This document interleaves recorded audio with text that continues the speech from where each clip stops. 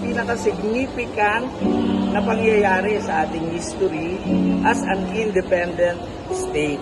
So, sa pagiging isang bansa, dito pinalangkas, binuo yung isang konstitusyon kung saan siya yung magpapatakbo at iiral sa isang independent na estado tulad ng Pilipinas.